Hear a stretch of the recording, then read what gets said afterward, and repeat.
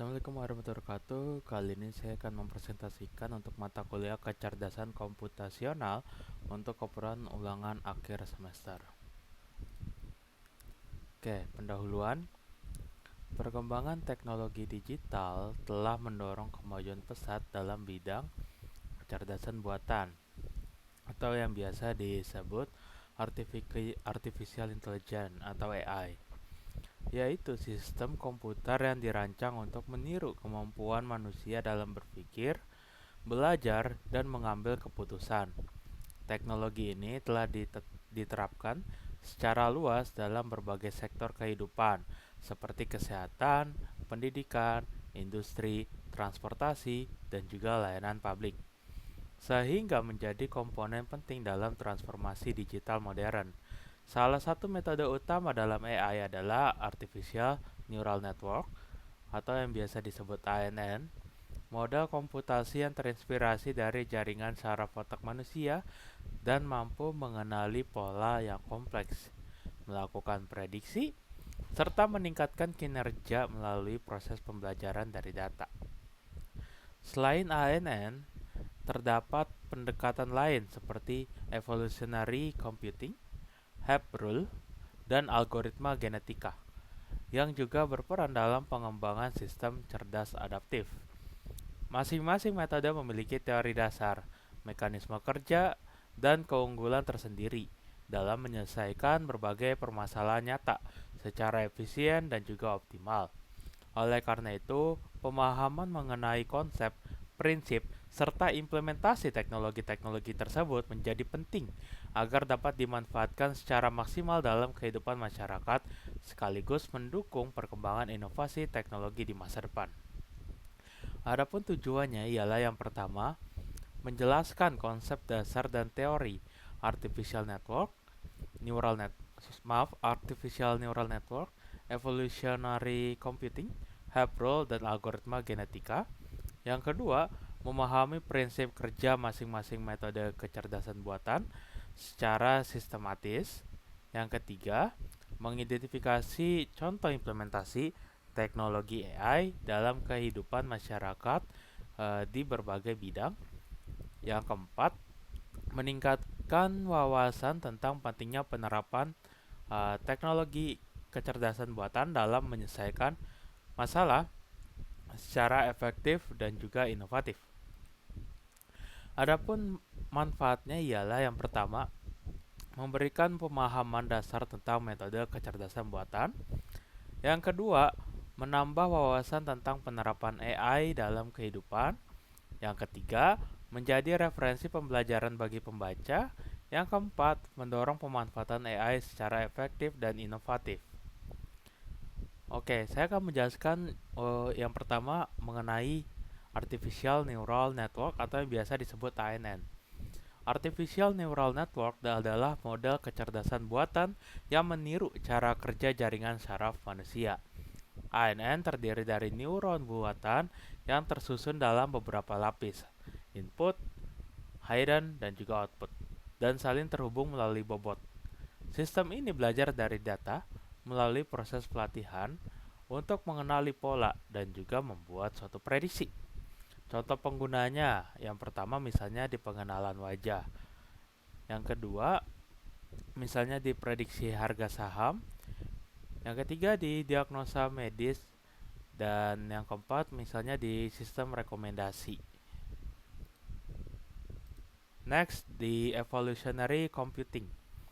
Evolutionary computing adalah metode komputasi yang meniru proses evaluasi biologis seperti seleksi alam, mutasi, dan reproduksi untuk mencari solusi terbaik dari suatu masalah.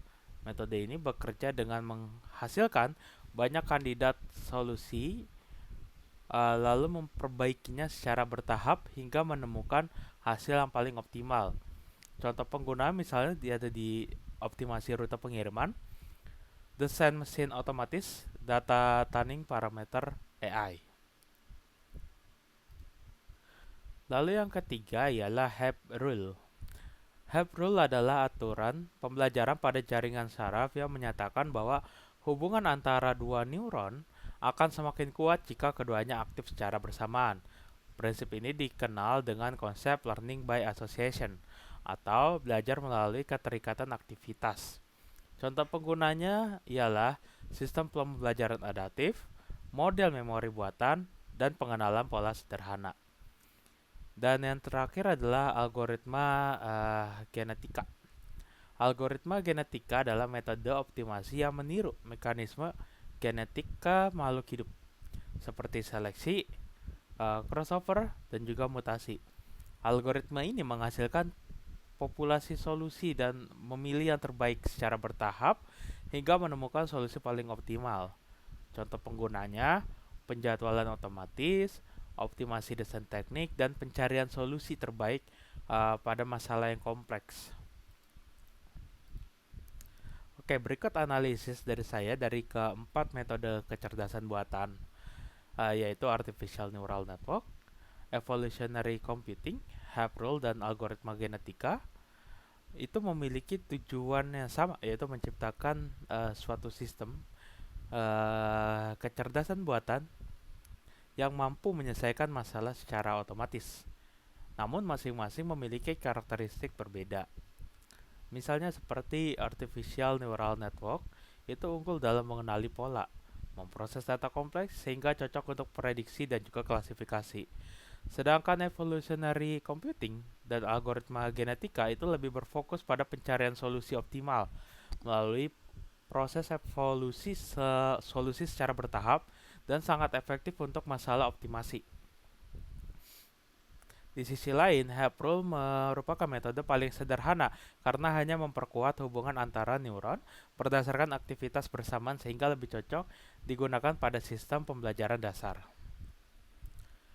Dari segi kemampuan, ANN dan algoritma genetika lebih kuat dalam menangani masalah yang kompleks, sedangkan evolutionary computing unggul dalam fleksibilitas penerapan, sementara Happ Rule unggul dalam kesederhanaan dan efisiensi. Sehingga pemilihan metode terbaik sangat bergantung pada jenis permasalahannya, jumlah datanya, dan tujuan dari sistem itu diciptakan. Kesimpulannya ialah berdasarkan pembahasan, dapat disimpulkan bahwa artificial neural network, evolutionary computing, Happ Rule, dan algoritma genetik merupakan metode penting dalam kecerdasan buatan yang memiliki prinsip kerja, keunggulan, dan fungsi berbeda sesuai kebutuhan penyelesaian masalah. ANN unggul dalam pengolahan data kompleks dan prediksi. Evolutionary metode evolutionary seperti evolutionary computing dan algoritma genetika efektif untuk optimalisasi solusi, sedangkan Happ Rule berperan sebagai konsep pembelajaran yang sederhana dan efisien.